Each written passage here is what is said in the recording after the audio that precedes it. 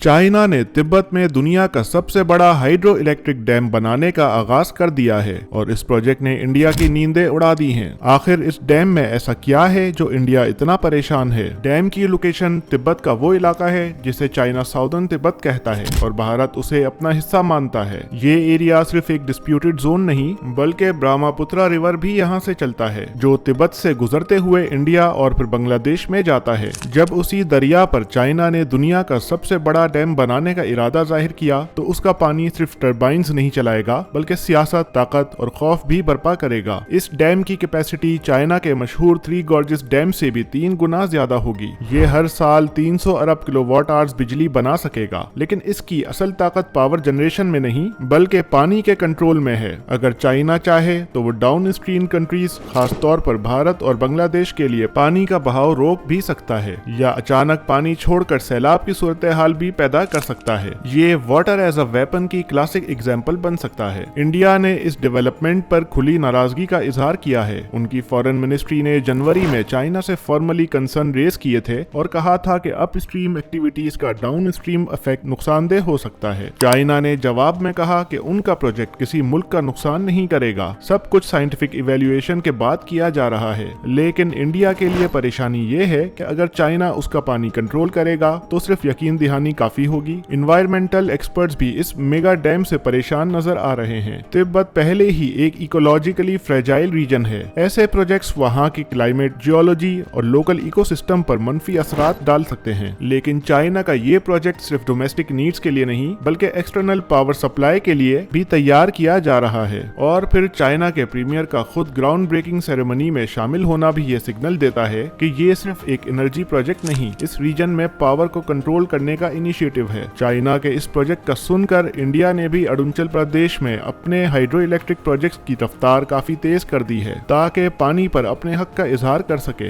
ये dam versus dam वाली race एक नई कोल्ड वॉर की शुरुआत हो सकती है जहां गोली नहीं बल्कि पानी वेपन बनेगा। अब सवाल ये है, क्या चाइना सच में अपने हमसायों का ख्याल रखेगा या ये सिर्फ एक और स्ट्रेटेजी है ताकि वो अपने पानी के जरिए भी इन्फ्लुएंस हासिल कर सके? क्या ये डैम क्लाइमेट चेंज का सोल्यूशन है या जियोपॉलिटिकल वेपन? आने वाले वक्त में अगर खुश्क साली या सैलाब का सिलसिला बढ़ता है तो इस प्रोजेक्ट पर भी बहुत से सवाल उठ जाएंगे।